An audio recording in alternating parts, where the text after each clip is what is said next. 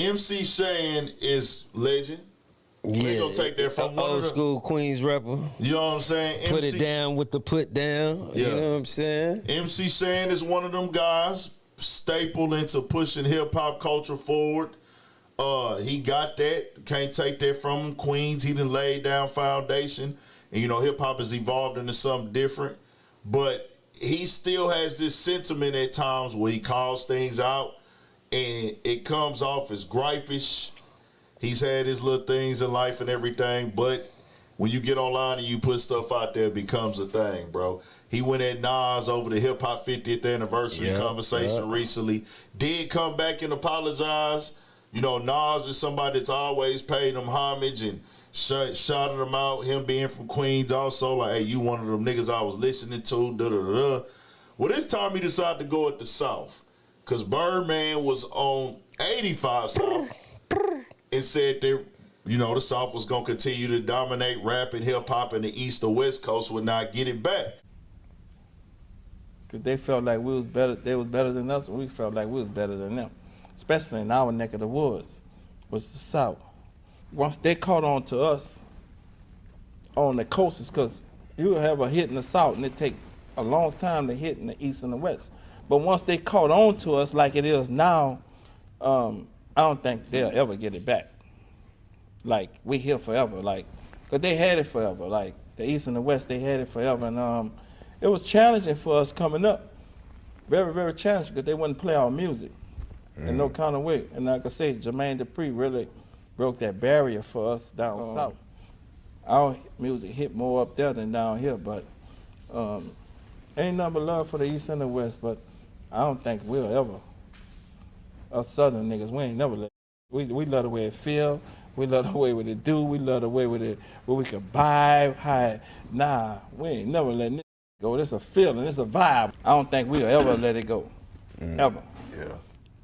And I say that respectfully.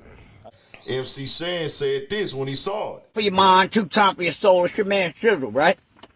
I just seen a post that said Birdman says that East and West Coast will never dominate again. Well, I have something to tell you, Mr. Birdman. That is getting close to back to East and West Coast mother rap more than you know.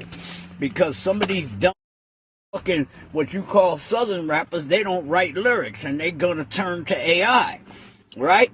And so AI is not gonna write mumble rap for these illiterate motherfuckers that just know how to go, huh, yeah, get it, Yachty. Think that if you put that on a song and the beat is hot, that's good, you Yachty. If that's what it's gonna be, bullshit. So Mr. Bird, y'all niggas is about to get up because them niggas is so lazy now, they're gonna turn to that AI bullshit. And AI don't write mumble rap, Mr. Birdman. So you could take that dominance of the South bullshit and shove it right where the sun don't mother shine, okay? Because the words are coming back. AI don't write mumble, okay?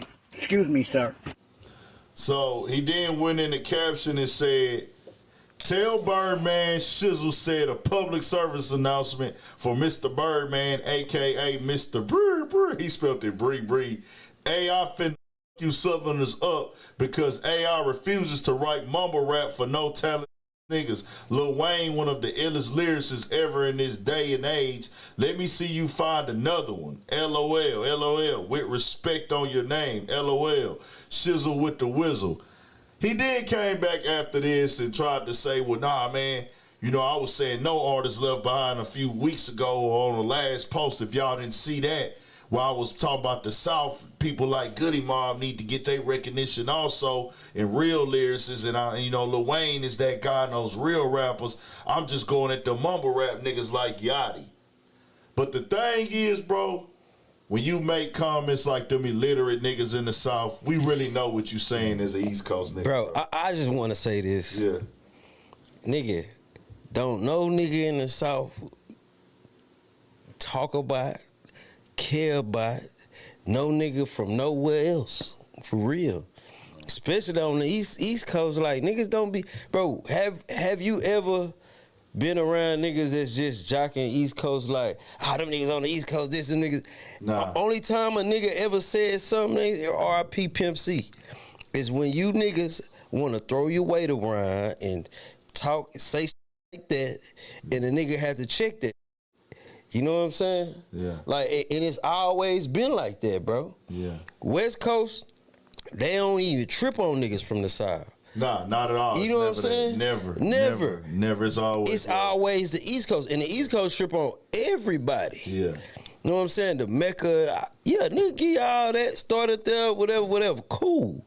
But nigga, when you saying ignorant and saying all this other bullshit, Yeah. it make you come off as an old hate nigga. And I really put it up there for MC Shan and things like that. Not because I'm taking what he says as literal, like he came back and said he does satire comedy and said, oh man, I'm talking about hip hop in general not being left behind. But really, bro, there's a lot of New York niggas that feel that way. And Bro, they felt facts. that way. They felt that way when the South started taking over, nigga. We'll never forget, which we gonna get into in a second, when Outkast got booed at the Source Awards. Come on. And it was like, hold on, nigga, what? And y'all ain't been right since on that East Coast. And I want to make this part clear because it really, MC Shan is to get y'all here. But what Birdman said is facts. You want to know why? And this is what I really want the conversation to be about. We used it to highlight to get y'all here. Shout out Scarface too, nigga. So, Pete, this the whole thing. Houston, Dallas, New Orleans, Baton Rouge, Mobile, Alabama, Atlanta, the entire Florida, and Memphis. Those places are all considered the South. But guess what? They all different. Come on. They all are different, right? So they got different sounds, they got different accents, they got different lingos, they all have different cultures, all of that. Do these lingos and things get intertwined now? Yes.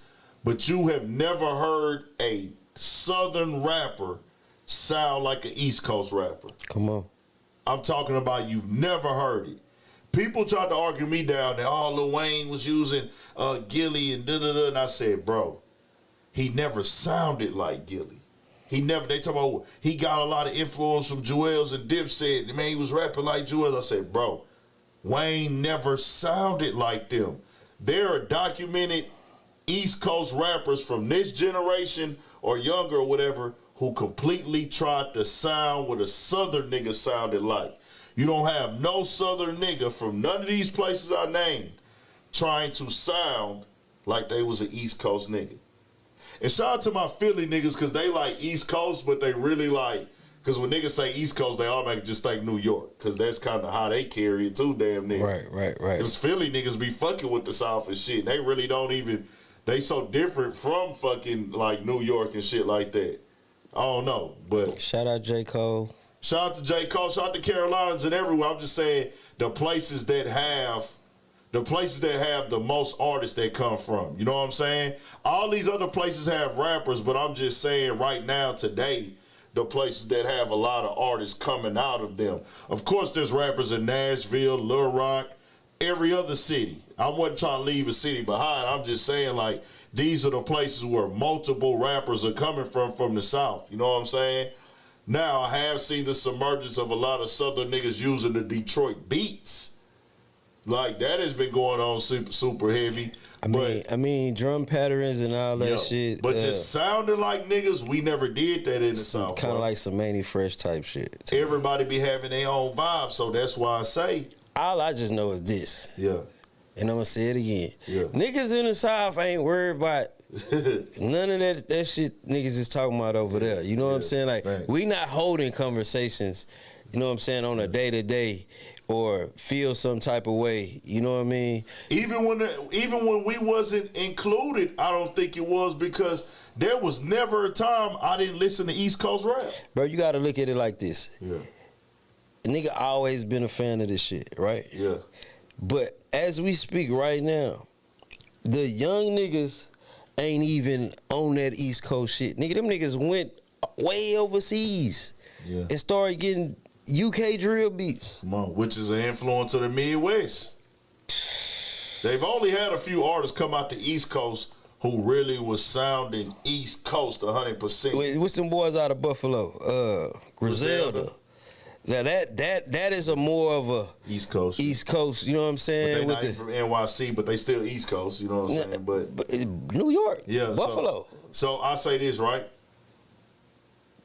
Besides Griselda, niggas that came in that bitch sounded like East Coast rappers in the last 7 years. I say just really traditional East Coast rap. Don Q, Griselda, Dave East. And a little bit before that, Troy Ave was pushing to New York and Joey Badass and them. Every once in a while, ASAP Mob will give you flashes of some East Coast shit and some of their sounds. But I can't name no other artists out there East Coast who just came out on some strictly like, I'm an East Coast motherfucking rapper that made a super duper East Coast sounding song and wave and took off. Now I give Pop Smoke, rest in peace to Pop Smoke, condolences. He made a song that didn't sound like a Southern song and started making some records that he would have been able to transition out of being like, nigga, I ain't got to just do drill. I'm just going to make hit records. That one with him, Lil Baby and the Baby. I know how to shoot.